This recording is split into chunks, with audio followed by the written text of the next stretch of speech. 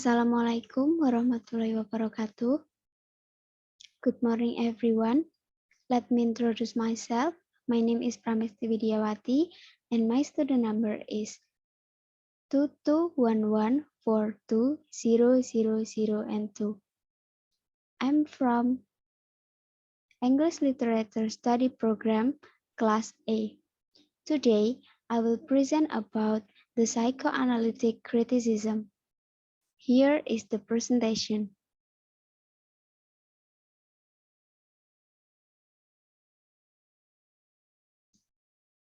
Psychoanalytic criticism.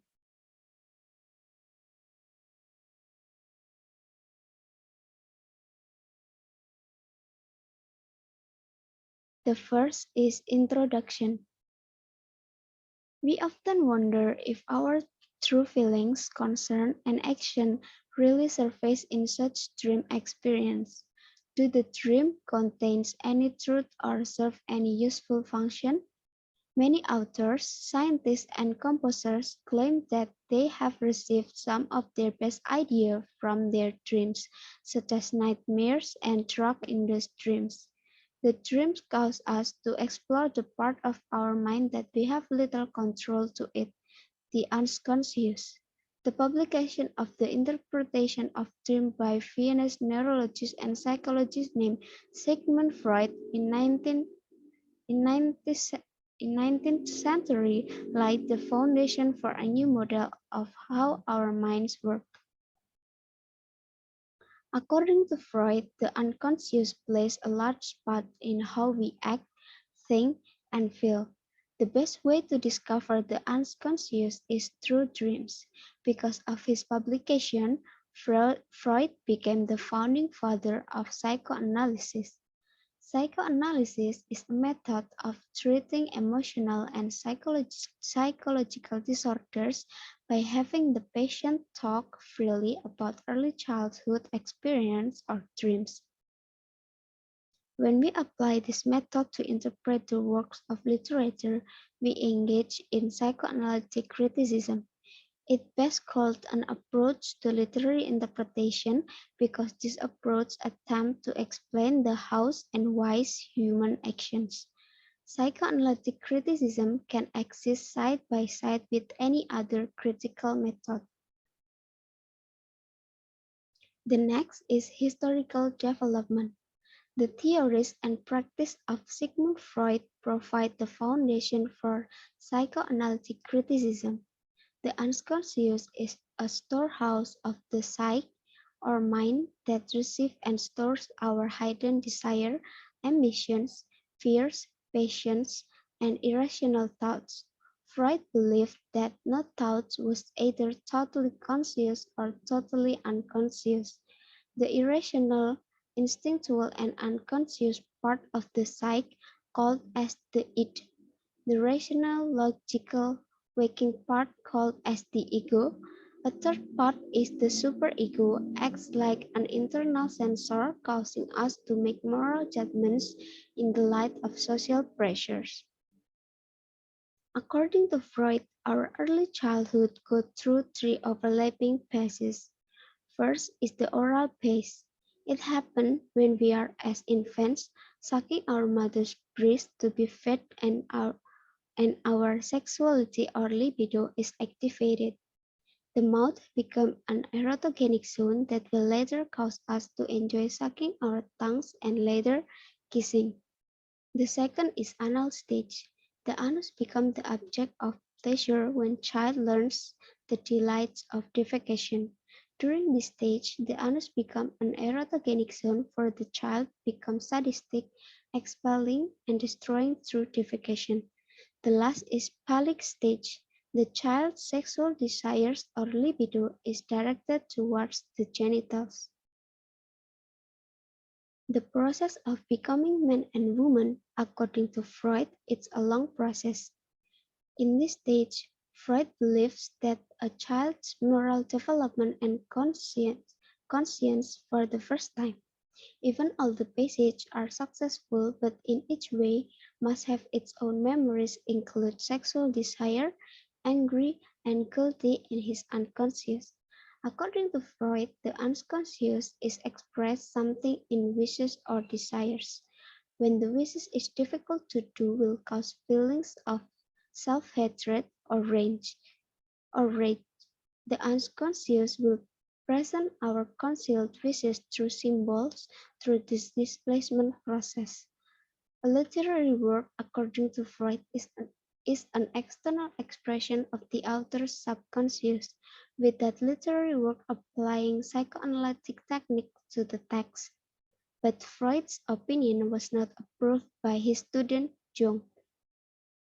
Accordingly, Jung, the unconscious have three parts: the conscious, the personal unconscious, and the collective unconscious. Depth of the psyche and block of human consciousness lies on the collective unconscious. In this place accommodates the knowledge and experience of the person himself. These memories exist in the form of archetypes. These archetypes will arouse emotion when reading a work. The whole years until his death, Jung is developing his theories and methods to literature until the foremost archetypal critic discovered by Northrop Fryer. Although he does not state that he used Jung's concept of the collective unconscious, he does use it in his literary work Anatomy of Criticism. Frey believed that all of literature are consist on one complete that called monomyth.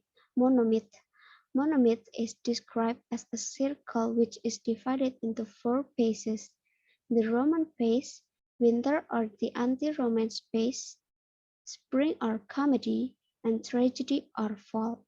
With the advent of archetypal criticism, the phrase schematics in the 1950s, few critics utilized Freudian analysis in their practical criticism, but in the 1960s, the French psychoanalyst and neo-Freudian Jacques Lacan helped revive Freudian criticism and poses it as one of the leading psychoanalytic approaches to literature. Lacan opposed Ferdinand de Saussure's theory but uses it and says that the unconscious is structured like a language. Like Freud, Lacan also focused on dream and says dreams are language itself composed of linguistic principles and can be analyzed scientifically. The next is assumptions. Freud is the intellectual founding father of psychoanalytic criticism. Central to psychoanalytic criticism is Freud's assumption that all artists, including authors, are neurotic. With the artist escape many of the outward manifestation and end result of neurosis by finding in the act of creating his or her art a pathway back to sameness and wholeness. According to Freud, an author's chief motivation for writing any story is to gratify some secret desire. Freud declares that the literary work is therefore the author's dream or fantasy. Psychoanalytic critics believe we can unlock the hidden meanings housed in symbols throughout the story and arrive at an accurate interpretation of the text. Since Freud believed that the literary text is really an artist's dreams or fantasy, the text can and must be analyzed like a dream. In turn, the dream analyst must strip back conversation and carefully analyze the various layers of the dream, much in the way an archaeologist uncovered a value historical site layer by layer. Like the dream analyst, the psychoanalytic critic believes that any author's story is a dream that on the surface reveals only the manifest content of the tale. By directly applying the techniques employed in Freudian dream analysis, the psychoanalytic critic believes the actual, uncensored wish can be brought to the surface, thereby revealing the story's true meaning. The next is methodology. First introduced to literary studies in the 1920s and 1930s, Freud's psychoanalytic criticism survives today, although its methods have been challenged, revised, and supplemented by psychoanalytic criticism provides a stimulating approach to literary analysis that declares that we humans are complex yet somewhat understandable creators who often fail to note the influence of the unconscious on both our motivation and our everyday actions. Psychoanalytic criticism focuses mainly on the author. By amassing biographical data of an author, these critics assumed that they could better interpret the author's canon. In the 1950s, psychoanalytic critics turned their attention away from developing a theory based on the author's personality to an exploration of the minds of the characters found in an author's canon. Such a view gave rise to a more complex understanding and analysis of a literary work. Individual characters within a text now became the focus. Realizing that the author obviously had in mind a particular personality for his or her characters, critics also noted that readers developed their own conceptions of each character's personality. How readers interpret the various characters now becomes an integral part of the text interpretation. This approach leads to the most comprehensive psychoanalytic analysis of a work. Most psychoanalytic critics realize that the reader plays a major role in interpreting a work. By directly applying Freud's psychoanalytic techniques of dream analysis, personality development, and psychoanalytical theories, psychoanalytic critics agree that they can dive beneath the surface level of a text and ascertain its true meaning. That's all about the psychoanalytic criticism. Thank you for watching and listening.